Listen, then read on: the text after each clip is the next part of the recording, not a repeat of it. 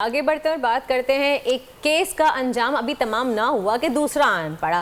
कराची के इलाके कोरंगी में दो सहेलियां घर से लापता हो गई हैं।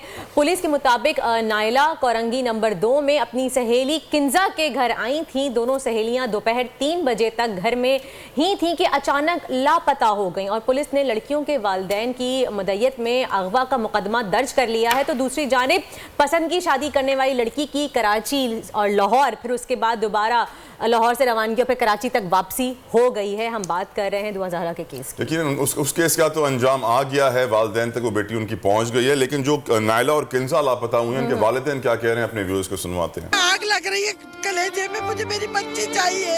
अल्लाह के वास्ते कुछ करो मेरी बच्ची के लिए। भैया बच्ची चाहिए हमें और कुछ नहीं चाहिए, हमारी बच्ची। तो कोई रिस्पांस नहीं मिला तो फिर हमारे को मजबूरन आना पड़ा कि टाइम बहुत गुजर चुका है। 24 घंटे से ज्यादा वक्त हो चुका है, 36 घंटे हो गए। ख़वातीनो हज़रात, हम जानते हैं कि पाकिस्तान में ये डेटा सामने आ चुका है कि हर साल यहाँ 5,25,000 बच्चे रेप होते हैं, लेकिन हम कुछ नहीं कर पाते हैं। आंखों पे पट्टियां बांध के खामोश तमाशाई बने बैठे हैं। हम जानते हैं कि जब ज़ैनब केस मशहूर हुआ था तो फिर सोशल मीडिया पे सब कोई एक्टिव हुए थे और बड़ी आवाज उठाई गई थी। उसके बाद वो आवाज भी दबती चली गई। एक आग की तरह आवाज उठती है, जितनी तेजी से ऊपर जाती है उतनी तेजी से नीचे आती है। हम भूल जाते हैं कि हमारे अंदर कौन सी बीमारी है, उनका इलाज कैसे होगा, प्रॉब्लम ढूंढ लेते हैं, सोल्यूशन की बात नहीं करते हैं। और अल्लाह खैर करे, अल्लाह करे कि नायला और किंजा ये बच्चियां अपने वालिदैन तक पहुंचे। लेकिन हमारी सोसाइटी में जो बीमारियां हैं, पेडोफाइल हो, नेक्रोफिलिया हो, बड़े सप्रेशन, डिप्रेशन, हर किस्म की बुराई का शिकार है, हम कब तक खामोश बैठे रहेंगे? और वो लोग हमारे इर्द गिर्द ही घूमते हैं, हम उनको आइडेंटिफाई नहीं करते। कि इस बारे में भी हम आगे चल के अपने शो में बात करेंगे, लेकिन फिलहाल दुआ ज़हरा के केस पर नजर डाल लेते हैं। फाइनली दुआ को अपने वालिदैन के हवाले कर दिया गया है।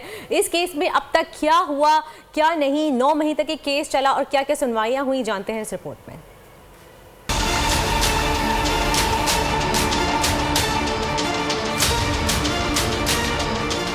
16 अप्रैल 2022 को लड़की की गुमशुदगी पर सोशल मीडिया पर तूफान बरपा हुआ। 26 अप्रैल 2022 दुआ ज़हरा का वीडियो पैगाम सामने आता है, जिसमें इसने ज़हीर अहमद नामी लड़के से अपनी मर्जी से अपनी पसंद की शादी का इंकिशाफ किया। कम उम्र जोड़ा लाहौर की मॉडल टाउन कोर्ट में मजिस्ट्रेट के सामने पेश किया जाता है। अदालत लड़की को अपने शौहर के साथ रहने की इजाजत दे देती है। 8 मई 2022 लड़की के वालिद ने अपनी बेटी की बाजियाबी के लिए सिंध हाई कोर्ट में दरख्वास्त दायर की। 5 जून 2022 पंजाब पुलिस ने बहावलनगर से लापता लड़की को बाजियाब करवाया। 6 जून 2022 सिंध हाई कोर्ट ने उम्र के तयन के लिए लड़की के मेडिकल टेस्ट का हुक्म दिया। लड़की ने अदालत में अपना बयान भी रिकॉर्ड करवाया। 18 जून 2022 लड़की के वालिद ने सिंध हाई कोर्ट के फैसले को सुप्रीम कोर्ट ऑफ पाकिस्तान में चैलेंज कर दिया। 2 जुलाई 2022 अदालती हुक्म के बाद लड़की की उम्र मालूम करने के लिए इनके तबई टेस्ट किए गए। 19 जुलाई 2022 लाहौर की अदालत ने लड़की को इनकी दरख्वास्त पे दारुल अमान यानी खवातीन की पनाहगाह भेज दिया। लड़की के वालिदैन की तरफ से मुसलसल धमकियों का हवाला देते हुए ये भी वाज़ेह किया गया कि वो अपने शौहर के साथ अच्छे हालात में नहीं थीं। 28 जुलाई 2022 कराची की अदालत ने लड़की को मुकदमे की मुद्दत तक हुकूमत के जेर इंतजाम चिल्ड्रन चाइल्ड प्रोटेक्शन और शेल्टर होम में रहने का हुक्म दिया। तहम नए साल की इब्तिदाई हफ्ते में वालिदैन को खुशी मिल गई। 6 जनवरी 2023 सिंध हाई कोर्ट ने बच्ची को आर्जी तौर पे वालिदैन के साथ जाने की इजाजत दे दी, जबकि अदालती फैसले के मुताबिक अब लड़की की मुस्तकिल हवालगी का फैसला ट्रायल कोर्ट ने करना है।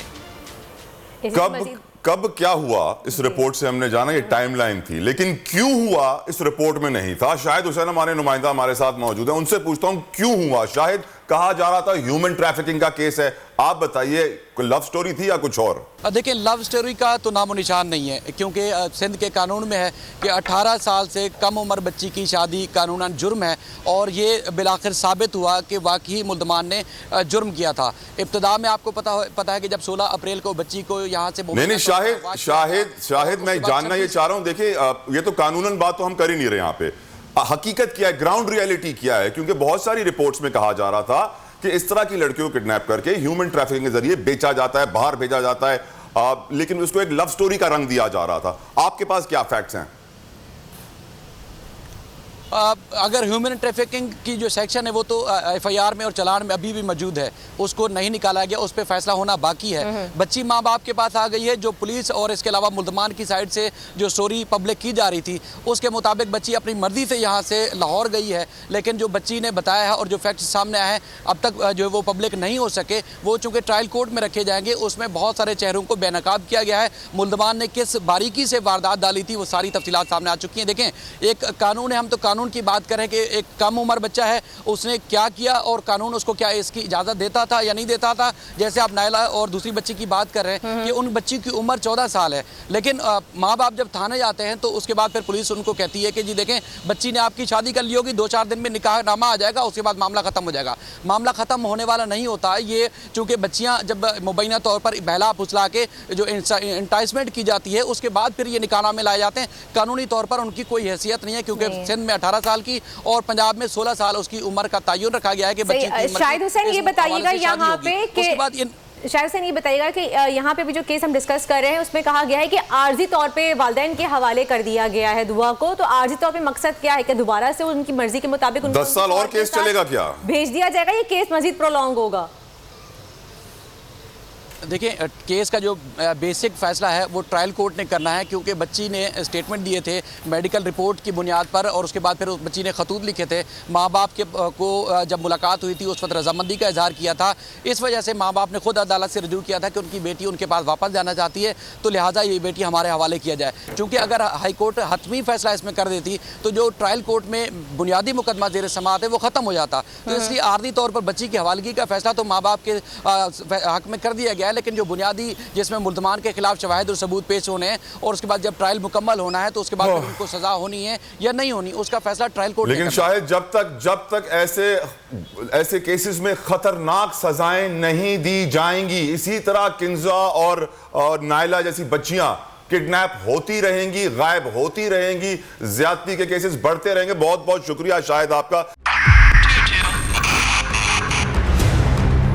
2022 बहुत सारे तोहफे भी देखे गया पाकिस्तान की अवाम को एक तोहफा ये दिया कि अवाम को पता चल गया कि पाकिस्तान का मीडिया क्या है। साल 2022 में सबसे ज्यादा देखे जाने वाला चैनल बोल न्यूज रहा नंबर 1। हमने बहुत सारे शोज और ट्रांसमिशंस की, पूरा साल मुसलसल जद्दोजहद में निकल गया कि ये वोट ऑफ कॉन्फिडेंस के पीछे कौन लोग थे। तोड़े रेटिंग के सभी रिकॉर्ड। सोशल मीडिया पर भी सबसे ज्यादा तेजी से 2.4 बिलियन व्यूज का संगे मील अबूर किया। एंकर्स को भी आवाम में सबसे ज्यादा मकबूलियत मिली और सोशल मीडिया पर भी बोल रहा सब पर भारी। सब्सक्राइब करें और बेल दबाएं ताकि कोई खबर रह न जाए।